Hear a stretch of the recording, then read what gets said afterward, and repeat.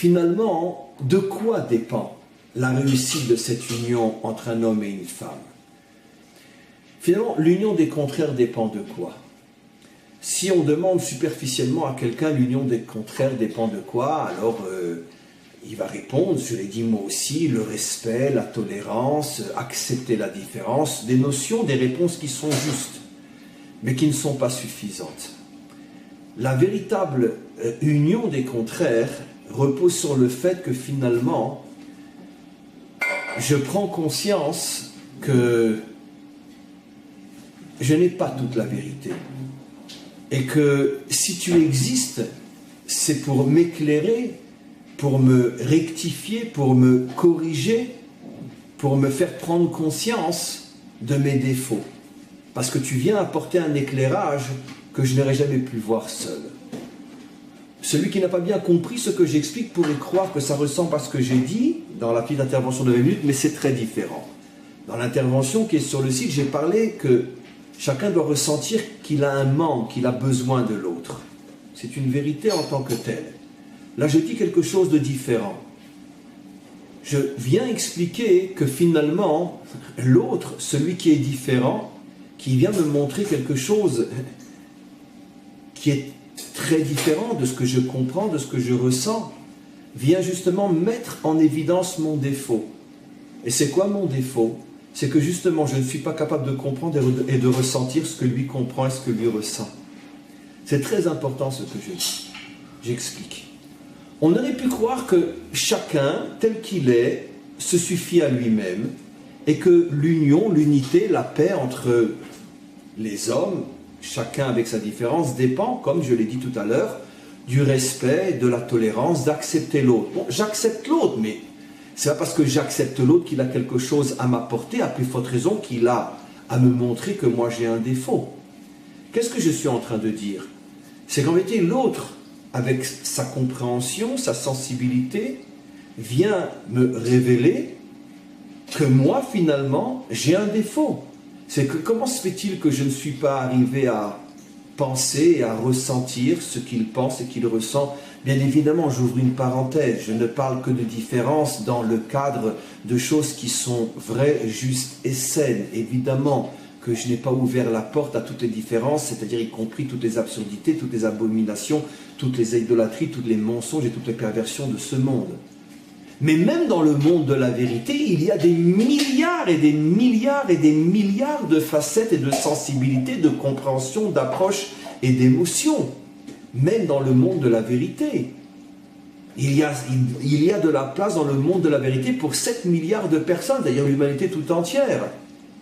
Et chacun viendrait représenter une étincelle, une facette de cette vérité immense qui peut contenir largement 7 milliards et voire même 70 milliards de personnes. Mais quoi qu'il en soit, le fait que moi, je n'ai pas pu par moi-même arriver à comprendre ce que tu comprends, et je n'ai pas pu ressentir ce que tu ressens, c'est en vérité un défaut. Un défaut qui m'est révélé pour que je me corrige, que je fasse l'effort d'arriver aussi à penser comme toi et à ressentir comme toi. Et c'est de cette manière-là que je me complète. Quel exemple j'ai déjà donné des centaines de fois dans mes cours? Je dis toujours, puisqu'on parlait de mariage, que quand un homme et une femme se marient, en vérité, ils ne sont pas deux, ils sont quatre. Ou plutôt, ils doivent devenir quatre pour réussir. En ce sens que chacun doit faire l'effort de penser, de ressentir comme l'autre pour arriver véritablement à s'unir et à être en paix avec l'autre.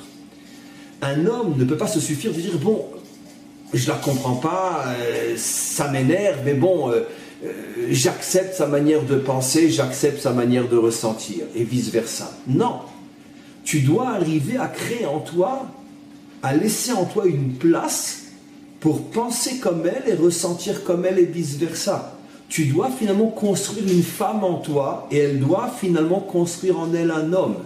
Et volontairement, elle n'a été créée au départ que femme et toi tu n'as été créé que homme pour que justement dans la rencontre entre les deux, tu puisses te compléter et finalement comment tu vas obtenir, comment tu vas atteindre cette perfection en étant un homme qui devient aussi une femme et elle en étant une femme qui devient aussi un homme. C'est-à-dire que quand elle s'adresse à moi, elle doit penser comme un homme.